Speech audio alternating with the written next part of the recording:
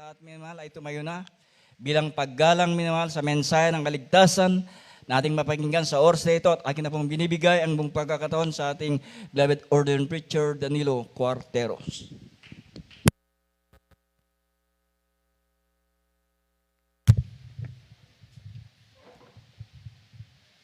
Praise the Lord, Bishop Brother Raymond Passion. Itaas po ating mga kamay, may mahal, tayo po'y magkaisang manalangin sa ating Diyos na buhay. Hallelujah. O dakilang mga Diyos na makapangyarihan sa lahat, sa makapangyarihang pangalan ni Jesus, hallelujah.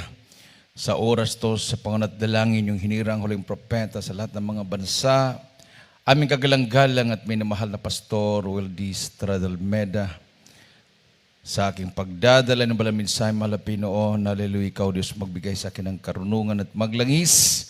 Buksan mo, mahal na po yung pangunawang bawat isa po ino Diyos sa kanilang mga puso. At sa iyong dakilang pangalan na kayong sinasaway, anumang gawa ng kaaway, demonyo ng hadlang at paglangan lumaya sa aming kalagitnaan in the mighty name of Jesus. Hallelujah, hallelujah. Praise the Lord. Everybody say praise the Lord. Palakpakan po natin ang ating pinakamamahal na Panginoon, minamahal. Unang-una, ang pinakamataas na pagpupuri, pagluwalhati, pagdakila, pagsamba ay sa ating pinakamamahal na Panginoong Hesus Kristo lamang. And we give double respect and honor to the man of God, our beloved Rumble Evangelist, Pastor Wildy Stradalmeda, and we cherish the blessed memories and teachings of our beloved and honorable Assistant Pastor Linus Almeda. Sa inyong lahat, minamahal mga kapatiran, mga baguhan, datihan, to our beloved visitors, sa ating mga viewers, magandang gabi na po sa lahat. Palakpakan natin ng ating mahal na Panginoon. Everybody say, praise the Lord. Hallelujah. Buksan po minamahal ng ating po mga Bible at bigyan po natin minamahal ng pansin ang kahalagahan sa ating pong pagtatapat minamahal. No? Yung ating pagtatapat sa pagbibigay. Kuminsan, akala natin ganun na lang, no? Gusto natin yung ating vow, yung ating pangako ay huwag muna. Kailang ang mahal na Panginoon minamahal ay ayaw po niyang tayo po'y magkakasala minamahal. So katulad po sa karanasan ng ating pong beloved Sister Margie. Mga major testimonies po yung kanyang narinig po natin sa kanyang mga patutuo. Pero dumating po yung punto na sinubukan siya ng mahal na Panginoon. Kanina lang tumawag sa akin, minamahal. Sabi niya, dumating yung punto na talagang sinubukan siya. Nandyan yung pambayad ng kuryente, bayad ng tubig. So, yung kanyang vow sa mahal na Panginoon ay binawasan niya, minamahal. Hindi naman siya bumalik sa 20%. Kumbaga, bumaba siya ng 30%. Pero napansin niya, nung ginawa niya yun, nagkasakit yung beloved husband niya, nagkasakit siya, paikot-ikot yung karamdaman, nagkasakit yung anak niya. Talagang na-out of blessing siya, minamahal. So, makikita natin ng ating mahal na Panginoon ay seryoso po siya about our vow. Amen. Everybody say, praise the Lord. So, kung ating pong alalahanin ang mag-asawang si Ananias at si Sapphira. Di ba? Pakibasa nga, Brother Benji, sa Book of Acts. Dito po sa mga gawa, ang kabanata po ay 5, ang talata ay 1 hanggang 10. Ang sabi po rito. Dadapwat isang lalaki na tinatawag na Ananias, na kasama ng kanyang asawang si Sapphira, ay nagbili ng isang pag-aari. at inilingid ang isang bahagi ng halaga na nalalaman din ito ng kanyang asawa. At dinila ang isang bahagi at inilagay sa mga paanan ng mga apostol. Datapwat sinabi ni Pedro, Ananias, bakit pinuspos ni Satanas ang iyong puso upang magsinungaling sa Espiritu Santo at upang maglingid ng isang bahagi ng halaga ng lupa? Nang yaoy nanatili pa at hindi baga yaoy nanatiling iyong sarili? At nang may pagbili na hindi baga nasa iyo ring kapangyarihan? Ano't iniisip mo pa ang bagay nito sa iyong puso? Hindi ka nagsinungaling sa mga tao, kundi sa Diyos. At nang marinig ni Ananias ang mga salitang ito ay nahandusay at nalagot ang hininga. At sinidlan ng malaking takot ang lahat ng nakarinig dito. At nagsitindig ang mga kabinataan at siya'y binalot. At kanilang dinala siya sa labas at inilibing. At may 3 oras ang nakaraan na ang kanyang asawa na di nalalaman ang nangyari ay pumasok. At sinabi sa kanya ni Pedro, Sabihin mo sa akin kung ipinagbili ninyo ng gayon ang lupa. At sinabi niya, Oo, sa gayon. Datapwat sinabi sa kanya ni Pedro, Bakit kayo nagkasundo upang tuksohin ang Espiritu ng Panginoon? Narito, na nga sa pintuan ang mga paan ng mga nagsipaglibing sa iyong asawa at kanilang dadalhin ka sa labas.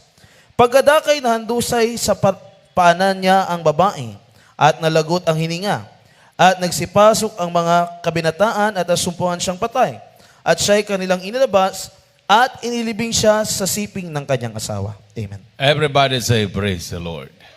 Yung po minamahal ay naging aral ng buong kapatiran, ng buong iglesia, ng kapanahunan ng mga apostol.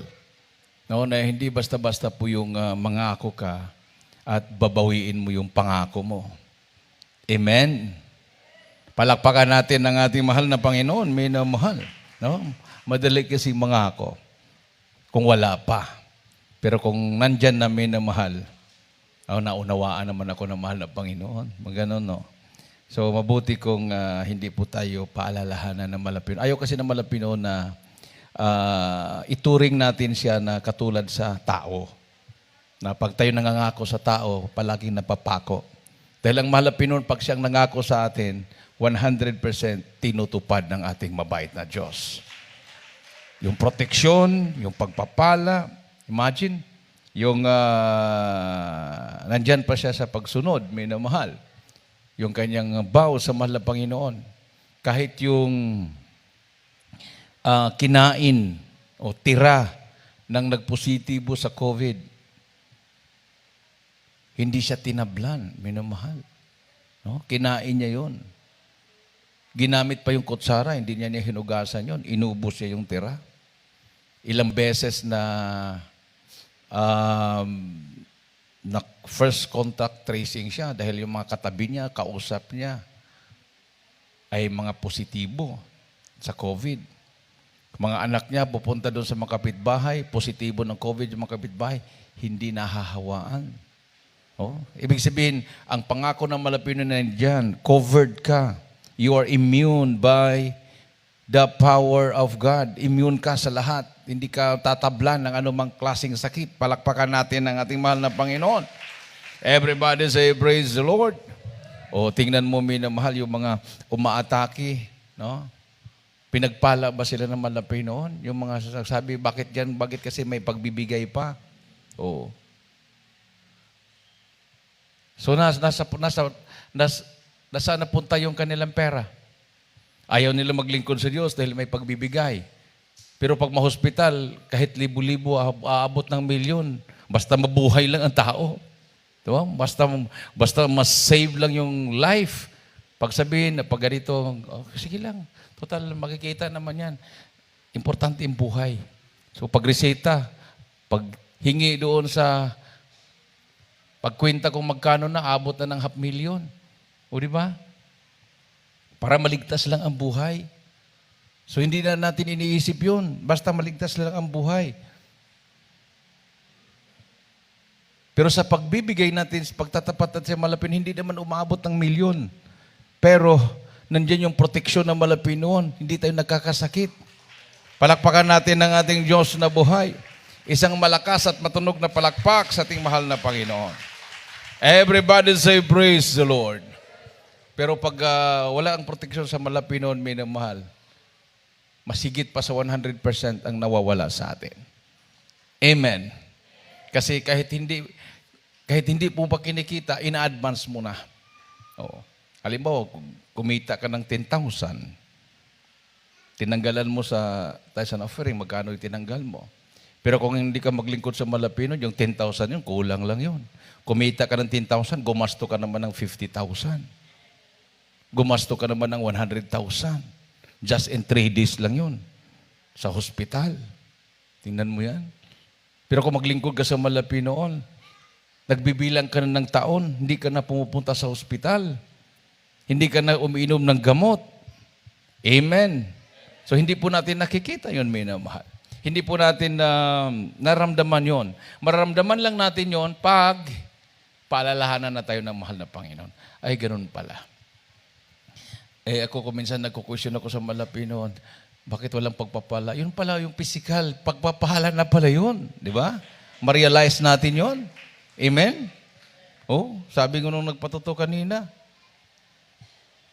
may mga time na nakakatulog siya. Nagda-drive. Truck po yung dinadrivean niya. Kung bagang mahal na Pinoon na yung nagpaliko, kung paliko yung kalsada. Tapos nakabangga siya ng kotse, nagtatanong pa yung pulis, ikaw ba talaga nakabangga? Grabe yung bangga ng kotse, pero sa sasakyan mo, wala man kahit galos, kahit siguro pintura na, kasi pag makabangga ka, may galos talaga yan. Gas-gas. O yung pintura na nabanggaan mo, didikit doon sa sasakyan mo. Bakit wala? Kung hindi siya Kristiyano, pwede niyang i-deny yun, na hindi po ako. Walang ebidensya.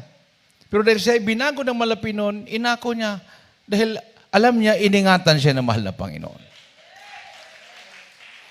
Everybody say, praise the Lord. Isang malakas at matunog na palakpak sa ating mahal na Panginoon, minamahal. So sa panahon ng pandemic, dito talaga tayo sinusubukan. So paano tayo proteksyonan ng mahal na Panginoon? Na-reveal na ng mahal na Panginoon, minamahal. Isagad mo ang panampalataya mo. Huwag kang magduda. Sabi nga, doubt your doubts. Pag nagdududa ka, pagdudahan mo yung pagdududa mo. But do not doubt. Huwag ka mong pagdudahan ng salita ng ating mabait na Diyos. Amen. Hallelujah. So, marami na po nagpatotoo, minamahal. Nandiyan yung protection ng mahal na Panginoon. Nandiyan yung kapangyarihan ng Diyos. Nandiyan yung kagalingan ng kanilang mga sakit. Nandiyan yung pagbabago ng buhay. Yun lang pagbabago ng buhay. Kahit bayaran mo ng 1 million, wala kang mahanap na makapagbago ng buhay, na gamot. O kahit nga yung rehabilitation center, hindi naman talaga nagbago ang buhay niya. Yung mga kulungan, yung kulungan, minimal rehabilitation center yan. Doon nila kinulong yung tao, tinuruan doon, may mga disiplina sila doon, pero paglabas, ganun pa rin. Maliban na lang yung papasok ang gawain ng Malapinon doon, nangaral na Ebanghelyo, sigurado yan, paglabas nila, totoong binago ang buhay nila. Amen. So ang buong mundo ngayon, minamahal, umaasa sa tao para masolusyonan ang problema, para masolusyonan ang mga karamdaman, hanggang darating ang panahon, luluhod ang tao. Tatawag talaga sa Diyos yan. Kasi makikita nila walang solusyon sa pamagitan ng karunungan ng tao. Curse is the man that trusted in man. Sumpain ang tao na umaasa sa tao. Everybody say, praise the Lord. At pagpapalain ang tao ng kanyang pag-asa ay sa mahal na Panginoon. Amen. O di ba, Titus 2:13, yan po yung ating pag-asa. Ating pong basahin, 2:13 ng Titus. Dito sa sulat ni Apostol Pablo kay Tito, ang kabanatay 2, ang talata po ay 13. 13. Ganito po nasusulat. Nahintayin niya ang mapalad na pag-asa at pagpapakita ng kalwalatian ng ating dakilang Diyos at tagapagligtas na si Jesucristo. Everybody say, praise the Lord. So, yun po yung ating pag-asa. Rapture. Ha? So, paano tayo makasama doon? Mayroon tayong gagawin. So, paano natin makasiguro na makasama tayo sa rapture? Ang Diyos ang gagawa. Amen. Nandyan yung tayo ay pinapalo, pinaalalahanan, no? Kasi mag-umpisa kasi sa pinakamaliit dyan eh. Kung ikaw ay mapagkatiwalaan sa maliit na bagay, mapagkatiwalaan ka sa malaking bagay. Mga anak ko, minamahal, tinuturuan ko yan. Kahit wala pa kayong trabaho, wala kayong sahod, pag mayroon kayong matanggap, kahit pinakamaliit, huwag niyong kalimutan ang mahal na Panginoon. Amen. So para makasiguro ako, minamahal, na hindi sila magkasala, ako na mismo ang nagbibigay para sa kanila. Ibig sabihin, yung blessing nila, dito na sa akin mapunta at ako ang nagbibigay. Sigurado na yon, hindi sila makakalusot doon. Kung mayroon man silang personal blessing, sisingilin ko yan. Pwede namang sabihin, exempted na tayo. Hindi, mahirap na eh. Mahirap yung sumpa.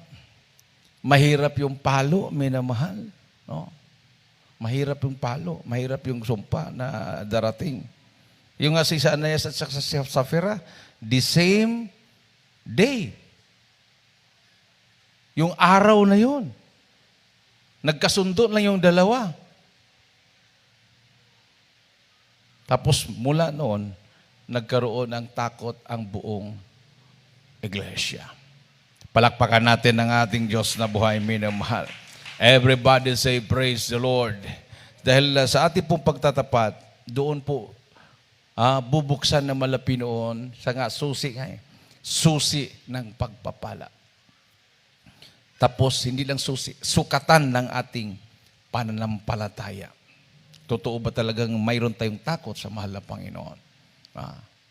So, marami po mga naririnig natin, no? Yung mga past months, no? Mga past months, di ba? Talagang milyon-milyon po yung mga binabanggit nila, kalahati daw sa mahal na Panginoon. Diba? Kahit sabihin mo yon, ang malapin kasi, alam niya ang puso natin. Amen. Everybody say, praise the Lord. Alam niya kung totoo, alam niya kung ibigay niya yon, ay matupad natin. Alam niya yon. So kung hindi nangyayari, ibig sabihin, ayaw na malapit magkasala tayo. Amen? Pwede naman tayo humingi. To the max. Pinaka malaking halaga, pwede naman. Pero ibibigay ba ng malapit sa atin yon? Hindi. Kasi alam na malapit noon, pag mangyari yon, hindi ka na magpatuloy sa paglilingkod. Everybody say, praise the Lord. Halimbawa, bukas, may tatawag sa'yo, mayroon kang 1 billion. Ay, wala na, sigurado yan. Naalala ko sa Mindanao, may nagpa-pray-request. Sabi, Brad, baka prayer. Mayroon akong sinalihan na raffle. 1 million ang hiningi ko, Brad. Hindi second prize, grand prize. 1 million. Tansan lang po yung nilagay niya sa sobre. Promo ng isang malaking manufacturer ng soft drinks yata yon. Tapos, grand prize yung kanyang target. Pinalihas niya yung kanyang sobre sa mga prayer warriors. Ako nang bahala, Brad, sa breaking mo.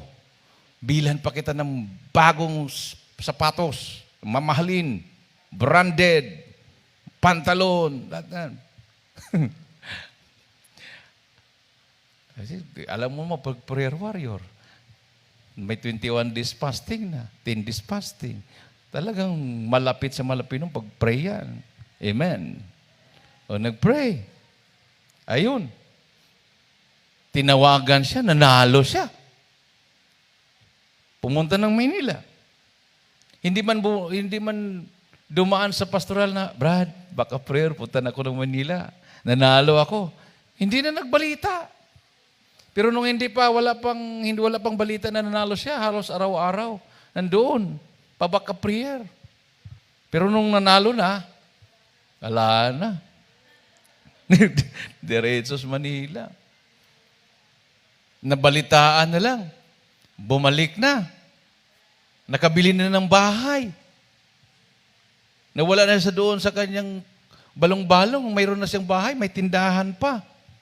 Ay hindi naman talaga pwedeng maitago. Nalaman ngayon. Tapos kinumusta. Kumusta ka raw? Bakit hindi ka na dumalo? Ay, kaya ko dyan. Tisod ako dyan sa pagbibigay dyan. Halimbawa kung dadalo ako dyan, malaki makuha doon sa panalo ko. So 1 million pa naman. Pinakamaliit, 200,000. Ayaw niya may bigay yung 200,000 kasi mayroon siyang bibilin pa. Bili pa siya ng mga sakyan. Lahat marami pa siyang plano. Hindi naman siya hinahabol. Ay ko, ganun talaga. Hindi pa umabot ng 1 taon. Naubos din yung pera na yon. Hanggang yung kanyang bahay at yung lupa na bili, nawala pa rin sa kanya. Balik uno siya, minamahal.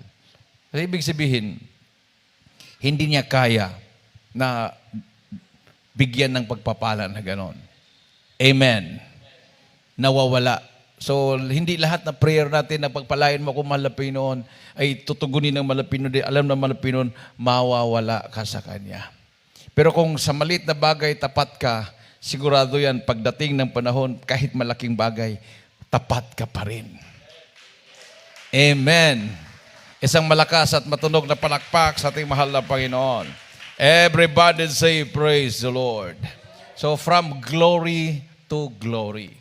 Ang Jesus Miracle Crusade International Ministry ay hindi po ito parang kabuti na nag-boom kaagad. Nag-umpisa po ito, minamahal, ng walang-wala. Walang-wala. Taon po ang binilang. Walang chapel. Walang pastoral house. Palipat-lipat ng tirahan ng mga pastor. Hindi naman milyonaryo ang nakukonverte dito. Hindi naman katulad ng ibang mga churches na biglang nakonverte yung isang millionaire at bigla siyang natuto sa Bible at nangaral, mayroon na siyang milyon. Hindi po, minamahal. Nag-umpisa po ito na iniwanan ni mga pastor lahat sa Mindanao. At nagpioneering sa Maynila, wala siyang kakilala. For how many years? Hindi po siya tumawag sa kanyang mga kapatid. Mayroon po siyang kapatid sa Amerika. Mayroon po siyang kapatid na judge sa Amerika. Mayroon po siyang ang kanyang mga magulang ay nasa Amerika. Mayroon po siyang mga kamag-anak na mga politician sa Mindanao. Talagang tumayo siya sa panampalataya. Fasting and prayer. Wala pong Amerikanong sumusuporta. Kumbaga talagang sa Malapinon umaasa lahat. Unti-unting pinalago hanggang nakilala, hanggang buong mundo na tayo. Palakpakan natin ang ating mahal na Panginoon. Everybody say praise the Lord. At ang mahal na pastor lang po minamahal ang nakagawa sa isang krusada na sabi nga, Mission Impossible. Krusada sa kampo ng Abu Sayyaf. Sinubaybayan ng lahat ng mga media outlets. Maparadyo, mapatelebisyon, mapa-newspaper, buong mundo yan. Araw-araw, hindi pabor sa atin ang balita. Pero malapirong patuloy na nandoon ang proteksyon niya sa kanyang lingkod. Nagkrusada sa loob ng kampo ng Abu Sayyaf sa loob ng 3 buwan. 3 buwan. Paglabas, buhay lahat, pati hostages. Tagumpay. Amen. At hanggang ngayon, umaani po tayo ng pagpapala. No? Kahit sa Middle East, sa lugar ng mga kamusliman, talagang ginagalang nila ang gawain ng Jesus Miracle Crusade. Kahit sa Mindanao, minamahal. Nandyan po yung mga extremist. Nandyan po yung mga hindi lang Abu Sayyaf. Pero pag Jesus Miracle Crusade, kilala nila ang mahal na pastor. Kahit sa makabundukan. Kahit alam nila ang mahal na pastor ay lumalaban sa komunismo. Pag makarating tayo sa kabundukan, pag alam nila Jesus Miracle Crusade, sila na mismo nagsasabi, grabing tapang yung pastor nyo. Kilala namin siya. Si Evangelist Almeida. Nandyan sa Quezon City. Oh. Sino yung mga tao na yon? Sila yung hindi naniniwala sa Diyos. Pero nung ang mahal na pastor ay nagkrusada, beware communism and satanism, sinubukan nilang ipahinto. Sinubukan nilang hadlangan. Sinubukan nilang kitilin ang buhay ng mahal na pastor. Hindi sila nagtagumpay. Dahil totoo ang Diyos natin. Amen. Ngayon, itong pandemic na ito, minamahal, ganun pa rin. Jesus Miracle Crusade pa rin, minamahal, ang talagang tumatayo sa panampalataya. Sabi nga ng Jeremiah 33:3, call unto me. Pag may sakit, sabi na malapit, call unto me. Hindi niya sinabing call unto the doctors. Ate pong basahin. Dito sa aklat ni Propeta Jeremias, ang Kabanatay 33, ang talata po ay 3. Ganito po nasusulat. Tumawag ka sa akin at ako'y sasagot sa iyo. At ako'y magpapakita sa iyo ng mga dakilang bagay at may hirap na hindi mo nangalalaman. Palakpakan natin ng ating mahal na Panginoon. Tumawag ka sa akin at ako'y sasagot sa iyo. Sabi ng ating Panginoong Diyos, minamahal. Hindi niya sinabi na tumawag ka sa aking mga santo at mga santa. Hindi niya sinabi na tumawag ka sa mga iba pang Diyos maliban sa Kanya. Siya lang ang tatawagan natin. At sabi niya, ako'y sasagot sa iyo. At ako'y magpapakita sa iyo ng mga dakilang bagay na hindi mo pa nalalaman. Yan po yung tinatawag na mga himala. Amen? Yung himala, nagagaling yung sakit mo. Himala na sa loob ng 1 taon o higit na sa loob ng 1 taon. Perfect yung protection ng mahal na Panginoon sa bawat isa sa atin. Palakpakan natin natin mahal na Panginoon, minamahal. Samantala yung iba, nagkatataranta na. Nung una, nagpakita din sila ng panampalataya. Nagpakita din sila na panindigan nilang panampalataya nila, pero wala eh. Kung baka pinagtatawanan lang sila ni Satanas. Pinaglalaruan lang sila. Kasi hindi po sila handa. Samantala, ang Jesus Miracle Crusade, nung nag-umpisa po ito, minamahal, nung tinawag ang ating mahal na Panginoon, nung inanuwent ang ating mahal na pastor, tinawag siya ng mahal na Panginoon, umpisa pa lang na nangaral, tong buong katotohanan, tinuturo na. Amen. Tinuturo na yung holiness. Tinuturo na yung fasting and prayer. Pagpupuri. Lumakad sa katuwiran ng mahal na Panginoon. Lahat. Tinuro na yon. Pag ikaw ay magkasakit, ang itanong ng preacher sa'yo or prayer warrior, palagi ka bang dumadalaw sa gawain? Sabi mo, opo. Namuhay ka ba ng kabanalan? Hindi lang sa bahay-sambahan, kundi sa inyong tahanan. No? Kasi kung minsan nangyari sa iba, minamahal, sa ibang sekta, yan, pag makita mo sa magsamba, holiness sila, mahaba din ang damit, pero pagdating na sa kanilang bahay, iba na po yung kasuotan nila. Yung mga brothers sila, nagsashort pant, nagsasaliko, mga sister, nagpapantalon. Wala sa kabanalan talaga. Pero ito sa atin, hindi. Kung ano yung tinuturo dito sa loob ng bahay-sambahan, paglabas natin, doon natin ina-apply. Amen. Everybody say, praise the Lord.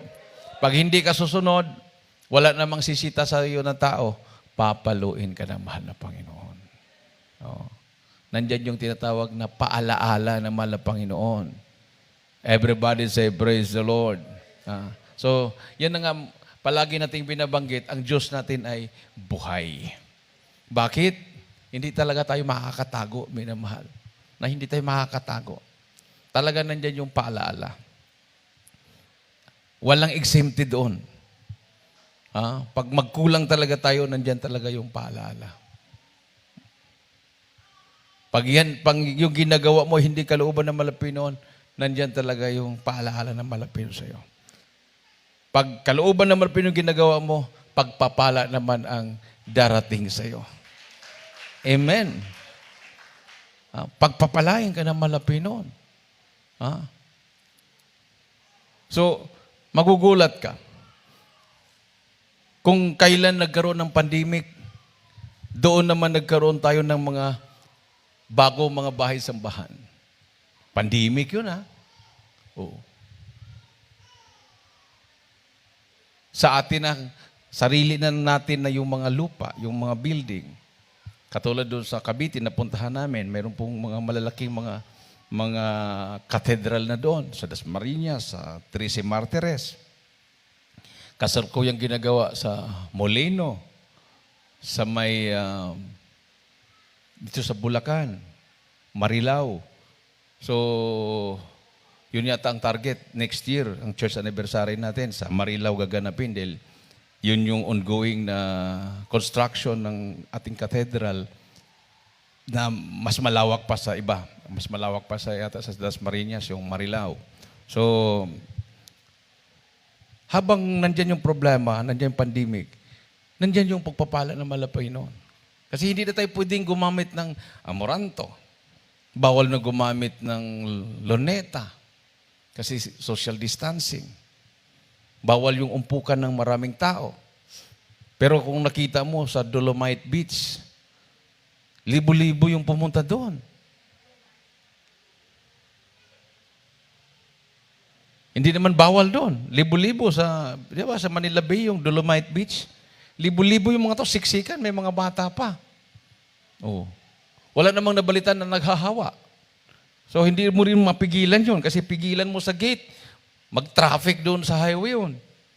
So, talagang mga tao, talagang gustong sumilip, gustong huminga ng maluwag dahil ilang taon na rin, sobra na sa isang taon na nakapreso sila o nakakulong sila na sa quarantine o na lockdown. So, gusto nilang tumingin ng mga magagandang mga view para magkaroon din ng, kumbaga, ma-encourage sila minamahal. Amen. Lalo na sa spiritual. Ang mga tao ngayon ay pinagpe-pray talaga, kailan pa kaya maging normal? Maging normal lang to, minamahal. Kung ang mga namumuno sa bansa natin o ang mga leader ng mga bansa ay kilalanin ang Diyos na totoo. Amen. Pero kung patuloy silang nagbingi-bingian, di ba, sa 2 Korinto 4:4, actually, sinarado ni Satanas yung kanilang paningin. Naging bulag sila sa katotohanan. Ating pong basahin. Dito sa ikalawang sulat ng Apostol Pablo sa mga taga-Korinto, ang kabanatay 4, ang talata po ay 4, sabi po rito, na binulag ng Diyos ng sanlibutan ito ang mga pag-iisip ng mga hindi nagsisampalataya upang sa kanila'y huwag sumila ang kaliwanagan ng ebanghelyo ng kalawalhatian ni Kristo na siyang larawan ng Diyos. Everybody say, praise the Lord. So mayroon palang Diyos ng sanlibutan ito. Ito po si Lucifer na naging Satanas. Siya po ang Diyos ng sanlibutan ito. At binulag niya ang mga tao para hindi makasumpong ng katotohanan. No? So ang tao ay pinaasa sa kanyang sarili. No? Nagkaroon ng tinatawag na self-pride. No? Self-pride. Kumbaga, believe sa sarili ang tao. Kaya ko to. Kumbaga, nasa tao ang gawa. Bahala ka ng malapinon mamaya pag hindi ko na kaya. No? Nasa tao ang gawa. Pag grabe ng sakit, sa Diyos magmamakaawa. Amen. Everybody say, praise the Lord. Ano ba? Nasa taong gawa. Ilapit mo na sa malapinon. Kaya ko pa. Kaya ko pa. Pag hindi na kaya, nakabidrede na, sa Diyos na lang magmamakaawa. Oh. Tao muna, mamaya na ang Diyos. Ano kayo kung baliktarin? Diyos muna. Amen. Sigurado ka, hindi ka madisgrasya. Konting naramdaman mo, ipasa Diyos mo kagad. Huwag mong ipalala. Amen. Kung baga kunting kasalanan, maliit na kasalanan, malaking kasalanan, magsisi ka na kaagad. Hindi yung, ay maliit lang yun. Hindi naman pinapansin ng mahal na Panginoon yun. Yung bukol, hindi po nag-umpisa ng malaki kaagad yan. Kung minsan nag-umpisa ang bukol, parang tagiyawat lang. Amen. Parang tagiyawat lang. Maya-maya, lumaki ng lumaki. Nung pinasuri, cancer na pala. Nag-umpisa lang ng parang tagihawat lang siya. Namumula lang, maliit lang. O, di ba? O, kung sinuri ka agad yun. Ganon din sa kasalanan. Ang kasalanan, mag-umpisa maliit lang. Nag-umpisa lang po ang kasalanan, isang kagat lang. Amen. Amen. Ang kasalanan ay nag-umpisa, isang kagat lang. Inubos ba ni Eva yung kinagat niya na protas? Inubos ba? Hindi. Hindi? Hindi? Tinirhan niya si Adan. Oh. So, isang kagat lang siguro yun. Pagkagat na, nagkasala na ko sa mga Panginoon. Binayaan na rin siya ni Satanas. Basta, ang importante lang doon kay Satanas, nagtagumpay siya. Nag-disobey. Hindi naman sa prutas yun eh. Actually, yung prutas na yun, ang tawag ng prutas yun, the tree of knowledge of good and evil. No? Yung prutas na yun, tree of knowledge. Tapos yung prutas na ginordyahan ng anghel, na baka mamita sila doon, nakakain sila doon, tree of life naman yun. Tree of life. So, nung nagkasala si Eva, kumbaga, sabi mo naman, ang kasalanan ay nag-umpisa sa isang kagat lang. Kumagat si Eva. Kinagat niya yung tukso ni Satanas sa kanya. Para bang kasabihan ngayon, kumagat ka rin. Di ba? Mayroon po naman sa Tagalog, ganun. O at least kumagat ka rin. O, di ba? Okay, at least parang naniwala ka rin. Yun ang termino nun eh. At least kumagat ka rin. Kumbaga nakumbinsi ka rin. Kumagat ka. Ganun ang gusto ni Satanas. Matukso ka lang. Pagbigyan mo siya o napagbigyan. Anong consequences? Hindi lang sa kanyang buhay. Hindi lang kay Adan. Apektado ang kanyang mga anak. Pinatay ni Cain ang sarili niyang kapatid na si Abel. Bunga yun sa kasalanan ng isang tao. Nag-umpisa sa isang kagat. Amen. Hanggang palala ng palala, hanggang sa ating kapanahunan ngayon. Sabi nga ng Book of Daniel, habang tumataas ang kalaman ng tao, sumasama naman ang tao. Everybody say, praise the Lord. Isang malakas at matunog na palakpak sa ating mahal na Panginoon, minamahal. Sumasama ang tao. So, hindi ibig sabihin na tumaas yung karunungan, ang tao ay nagbabago. Hindi po, minamahal. Lalong sumasama. Imagine, mga bata pa lang, may alam na doon sa cellphone, alam na nilang kalkalin kung anong mayroon sa mga internet. Hindi alam ng mga magulang yon, lalo na yung mga magulang na walang alam sa computer. Pero yung mga anak nila, talaga naman.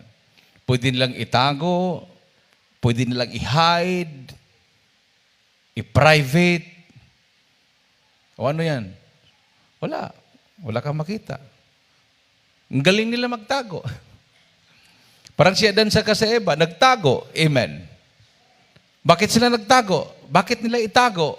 Dahil sila ay nagkasala sa mahal na Panginoon. Kasi pag hindi kasalanan, hindi naman talaga itatago. Everybody say, praise the Lord. Open.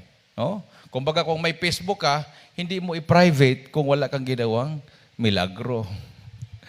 Kung wala kang ginagawang sekreto, ba't mo i-private yan? Public. Dahil nakakapag-share ka pa. May nakakapagligtas ka pa ng kaluluwa. Palakpakan natin ang ating mahal na Panginoon. Minamahal. Ha?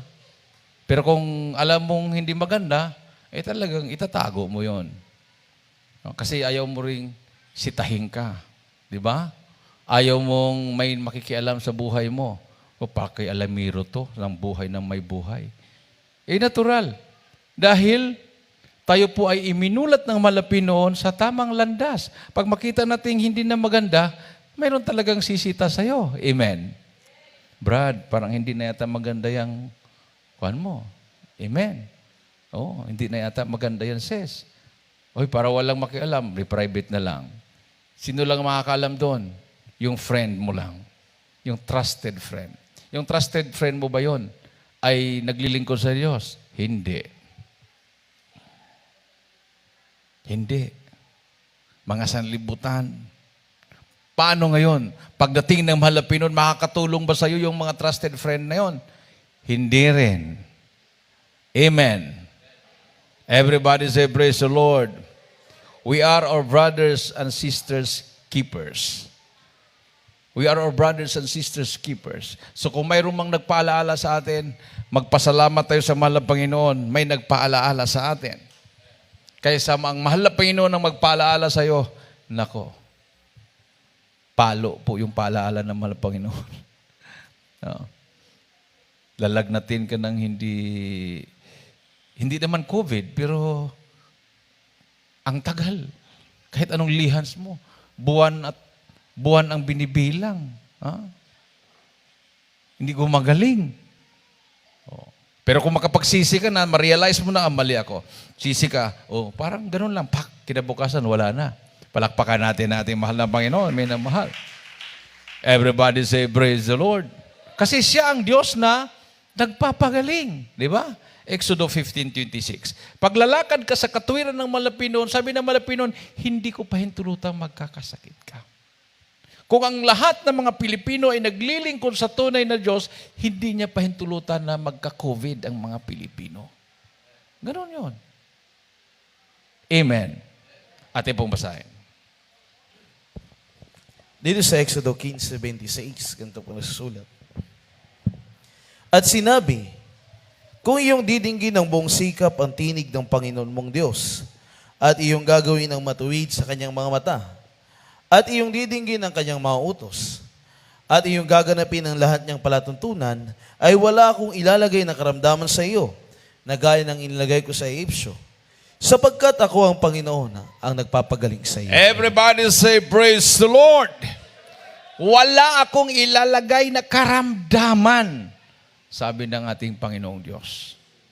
Dahil ako ang Diyos na nagpapagaling. Ni-remind po niya, minamahal. Palagi po niyang ni-remind yan. Siya ang Diyos na nagpapagaling.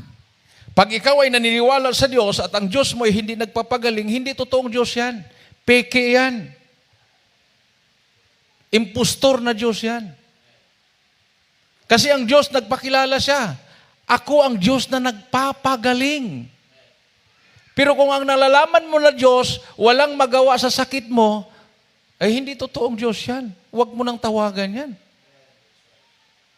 Hindi, brother, Jesus din pangalan eh. Marami namang Jesus eh. Maraming gumagamit sa pangalan ng Panginoon. Amen.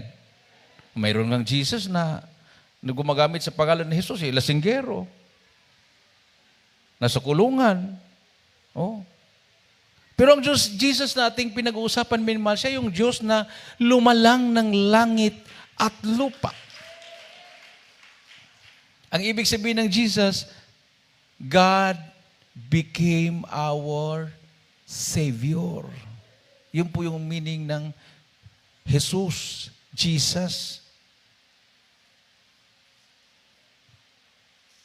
Ang Diyos ay nagiging tagapagligtas natin nung siya nagkatawang tao. So saan tayo iligtas? Sa dagat-dagatang apoy sa impyerno, unang-una yon. Espiritual. at pisikal. Niligtas din tayo. Sabi niya, ako ang Diyos na nagpapagaling. Ibig sabihin, pag mayroong pag-spread ng sakit, itong tinatawag na pandemic na ito, minamahal, iingatan ka ng mahal na Panginoon. Amen. Tapos sabihin nila, bakit yung mayroon ako kilalang pastor na COVID, patay? Hindi totoo pastor ng mahal na Panginoon yun. Hindi natin alam kung paano siya sumunod sa kalooban ng mahal na Panginoon. Dami ng mga pastor Maraming mga pastor. Pero sabi ng Malapion, I will give you pastors according to mine heart. Dahil alam na Malapion, maraming nagpapastor-pastor, sabi niya, ako mismo ang magbibigay sa inyo ng pastor ayon sa aking kalooban. Amen. Which shall feed you with knowledge and understanding. O dito, hindi po nakaunawa yung mga tao. Ay, maghanap pala tayo ng pastor na matalino, magaling magdebate, magaling mag-preach. Yun ang alam nila sa knowledge and understanding. Yung may diploma, graduate sa isang sikat na Bible school, hindi po yun. Ang knowledge and understanding na sinasabi ng Bible, minamahal, yun yung sinasabi ng Job 28:28, knowledge, yung tuturuan ka ng karunungan na mabuksan ng isip mo at magkaroon ka ng takot magkasala sa Diyos. Understanding, hihiwalay ka sa masamang gawa. Amen. Pag alam mo yung mga barkada na yan, alam mo yung mga tao na yan ay dadalhin ka sa masamang gawa, humiwalay ka. Huwag kang sumama sa kanila. Palakpakan natin ang ating mahal na Panginoon. Everybody say, praise the Lord. O ba't ka sasama sa kanila? Ikaw ay bagong nilalang na. Bakit ka pa makipagbarkada sa kanila? Wala mag-iisa lang ako Talagang mapilitan dahil mag-iisa lang ako ito yung dito ako enjoy Dito ako enjoy sa barkada na to. Parang yung kapatiran dito sa Tugigaraw. Tinanong ko, bakit palagi ka nang absent? Sumali kasi ako, Brad, ng ano ba yung grupo na yun? Yung palagi sila nagmumotor. Riders. Ayun. Sumali siya sa riders. Kuminsan kasi, Brad, yung schedule namin, linggo. Biyahe na yun, papuntang Lawag. Ikot. Anong ginagawa nyo? Ikot lang. Pang-gasolina, libre naman daw pang-gasolina. Basta, ikot lang. Kuminsan, takbo daw sila ng 120, 140. Tinuturuan daw sila kung paano. Basta sama-sama lang mga riders. Enjoy naman daw siya. Enjoy naman siya doon. Pag time na gawain, pag wala silang biyahe, ayun, dadalo siya. Pero kung mataon na mayroon silang tatawag na yung pinaka-leader, may mga leader yan Parang katulad din sa mga bikers yan. Ganito punta tayo ng Ifugao ngayon, akyat tayo ng Ifugao. Akyat tayo ng Ifugao. Tapos balik. Enjoy naman siya. Kasi yun yung grupo niya. Pero, pagdating ng panahon, yung mga kasama mo dyan, sa bikers group na yan o riders group na yan, pagbalik na malapit, makakatulong ba sa'yo yan? Hindi. Amen. Everybody say, praise the Lord. Kung mapalo ka na ng malapit, makakatulong ba yan? Hindi rin. Palakpakan natin ng malakas na palakpak ating mahal na Panginoon, minamahal. So, mas maganda, ang kasama mo palagi ang mga anak ng Diyos. Amen. Hindi mo ipagliban ang mga banal na gawain, mga pagtitipon. Kung ikaw naman ay ginagamit ng Malapinon, updated ka palagi kung kailan yung practice, ano yung kanta, alam mo yung choreo. Kasi kung nagbilang ka na ng taon, hanggang ngayon nangungupya ka pa rin, ayaw mong magpalinya sa harapan kasi hindi mo alam, gusto mo second line. Ayaw ko yung harapan. Bakit? Wala akong alam Hindi katulad noon na talagang ang mga choir kailangan may sariling notebook. Lahat na kinakanta, may kopya yan sila. At Kahit sa bahay, minimemorize nila yan. Amen. Pero ngayon kasi may lyrics na, di ba? Ngayon, kung magkamali ang nag-operate, ang nag-operate patuloy may kasalanan. Ang may kasalanan, yung choir. Kahit magkamali pa yung nag-operate, halimbawa maghang yan, kahit walang lyrics na lalabas yan, hindi mo pwedeng i-blame ang nag-operate. Guide lang po yan. Ikaw ang i-blame dahil bakit hindi mo minimorize yung kanta na yan. Yan ay duty mo bilang mag-aawit sa mahal na Panginoon. Everybody say, praise the Lord. Isang malakas at matunog na palakpak sa ating mahal na Panginoon, minamahal. Bakit sa langit mayroon pa bang monitor doon? Mayroon pa, Jay? Tumawa si Benji eh. Ewan ko lang kung may computer pa sa langit. Wala na monitor. Anak, ilang years ka na nag-choir? 20 years po kahabagan. Anong alam mong kanta? Monitor lang po. Pag may monitor, alam ko. 20 years, wala kang alam na kanta. Monitor po. Monitor kasi. Ano ba? Oh. Subukan kayo natin patayin yung monitor na yan kung makakanta pa ba. Di ba nakakahiya sa mahal na Panginoon? Everybody say, praise the Lord.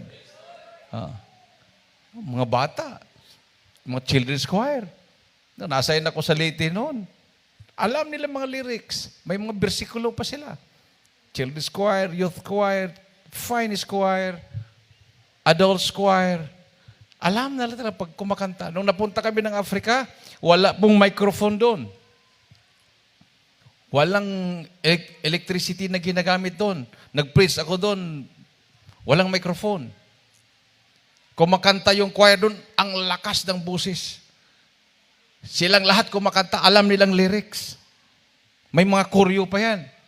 Siguro, kung siguro itong mga Aprikano na to, kung yung style nila ng pagiging choir member kung sa Pilipinas to, kahit konti lang, mga 12 lang sila, buga talaga pag kumakanta. Dito sa atin, 30. Wala pang 10 yata yung kumakanta. Amen. Ang hirap kayang ibuga pag hindi ka sigurado. Palakpakan natin ating mahal na Panginoon. Amen. Lalo na kung pagbuga mo na late yung pag-appear ng lyrics, disturbo sa ano. Oh, naglilipsing ka lang. Oh, naglilipsing ka. So, ito na siguro minamahal. Ito na siguro yung panahon.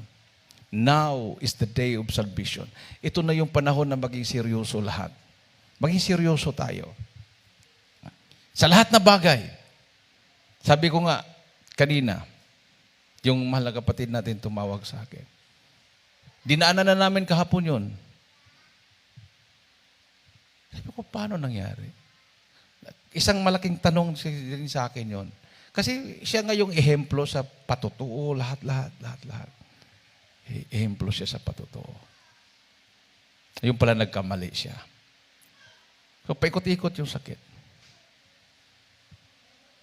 So, magtatanong ka ngayon kung hindi mo alam kung anong dahilan. Ayun, nung nag-confess na siya, sabi ko, sige, patawarin ka ng mahal ng Panginoon. Ayaw talaga ng Malapino na patuloy natin ginagawa ang pagkakamali natin. Amen. Ayaw ng Malapino na bababa yung ating panampalataya. Ito na nga yung panahon minuman na kailangang isagad natin yung panampalataya natin. Everybody say, praise the Lord. Palakpakan po natin ang mahal na Panginoon, minamahal. Kuminsan nga, nag-isip nga ako eh. Sabi ko, hindi kaya dahilan nung nabangga yung Innova dahil hindi ko naihulog yung aking blessing sa offering cloth.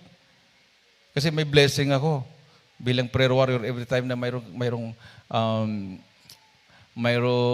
okasyon sa Manila. May mga blessing ang prayer warriors. Mayroon kaming blessing galing sa adults choir, finest choir, tapos blessing galing sa beloved children, kay mahal na pastor, blessing din naman galing sa mga kapatiran sa abroad. Hindi ko naihulog sa offering cloth yun dahil yun ang ginamit namin pang krudo. Wala naman kaming budget. Hindi naman ko pwedeng bababa sa Maynila na gagamitin kong tithes and offering dito. So, nung tinawag sa akin, Kuya, naihulog na po yung blessing mo, Kuya. Tamang-tama, may budget tayo. So, attend sila sa youth conference. Ibig sabihin, na i-withdraw yung pera, bayad sa gasolina. Bayad sa, hindi, yung expressway. May bayad yun, hindi ka makakalusot dyan. Naglo-load kami ng sa RFID, tapos bayad sa hotel. So, pagbalik namin, mayroon kaming perang 3,000, tamang-tama, pang gasolina. Pumutok yung gulong. 3,200 yung gulong. Tamang-tama, bumili ng gulong. Wala nang pang pabalik. So, paano yun? Saan tayo makabalik nito? So, malapin doon din ang gumawa ng paraan minimal. Nagkaroon kami ng blessing, tapos nakabalik kami. O, yan. Dahil hinabol yung oras. Ako naman hindi ako pwedeng mag-drive ng gabi. Dahil malabo na yung paningin ko pag gabi. Araw, walang problema. Pero gabi, kahit malayo pa yung sasakyan, parang malapit na sa akin kasi yung ilaw. Overtake kaya ako, huwag na lang. Sundan ko na lang yung truck. Kung ako mag-drive, baka alas 12 ng tanghali, makarating kami dito. Si Daniel, aywan ko ba kung ano ginagawa niya, parang pinapalipad yata niya sa yung sasakyan. Maya-maya na overtake na namin. So, kasi bata pa Talagang malakas ang loob. Amen. Everybody say praise the Lord. Ako naman, tinutulog ko yon. Yung mama niya, hindi makakatulog. Sila yung nag-uusap. May sasakyan. Huwag ka mag-overtake. Yun ang maririnig ko minsan. Talagang nandyan yung guide. At least mayroong gising. Amen. Pero binulaga kami ng kalabaw, wala ka na magawa. Kalabaw yun Mabuti ganyan lang yung damage. Kung nabangga yung buong kalabaw noon, baka wala na kami noon. Nauna na kami sa langit lahat. Mayroon pa talagang plano ang mahal ng Panginoon. Amen. Ang mga nandiyan yung plano. Paalaala din sa Kanya yon. Kasi mahirap kasi pag nasa kabataan, alam mo naman. Amen. Alam mo, bata talagang ayaw niya ng mayroong nakauna sa kanya. Pag may nakauna, overtake yan. Pagdating sa unahan, may nakauna, lalapit yan, overtake uli. Talagang puro overtake ang mangyayari. So, okay lang sa paglilingkod, ganun, no? Paglilingkod, pag may nauna sa'yo, overtakean mo. Lalo kang magpakainit, mainit, overtakean uli. Lalong magpakainit sa mabalero. Mayroon namang nawasa, overtakean uli. Talagang itataas at itaas ka ng mahal ng Panginoon. Amen? Pero kung, bahala na sila. Dito muna ako. Okay lang ako. Praise the Lord lang ako dito. Naunahan ka tuloy. Bagong bautismo, ginagamit na, ikaw hindi pa. Okay, bahala na sila dyan. Okay lang ko. Tamang-tama lang to, 20 lang ang takbo ko. 20 lang. Para hindi ako madisgrasya. Maraming mga nauuna. Kasi sabi sa Bible, mayroong nauuna na nahuhuli, may nahuhuli na nauuna. Sa spiritual, mas maganda yung nauuna ka palagi. Palakpakan natin ang ating mahal na Panginoon. So, serve God with fear and trembling. Work out your own salvation. Awitan po natin ang ating mahal na Panginoon, minamahal. Hallelujah. Buhay ang Diyos natin. Totoo ang ating mahal na Panginoon, minamahal. Siya ay totoong Diyos, nagmamahal sa atin. Ayaw niyang magkasala tayo. Alam niya ang pangangailangan natin, minamahal. Huwag natin siyang pangunahan.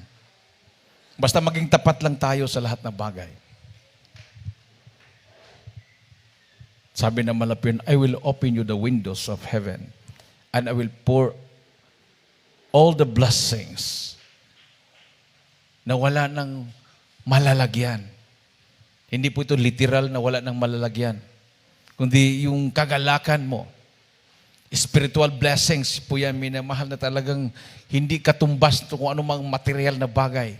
Hindi katumbas ng anumang halaga ng pera yung pagpapala na yan. Yan yung malaking katanungan ng iba, bakit ganun ang taga-Jesus Miracle Crusade? Ganun din ang mga apostol ng unang panahon.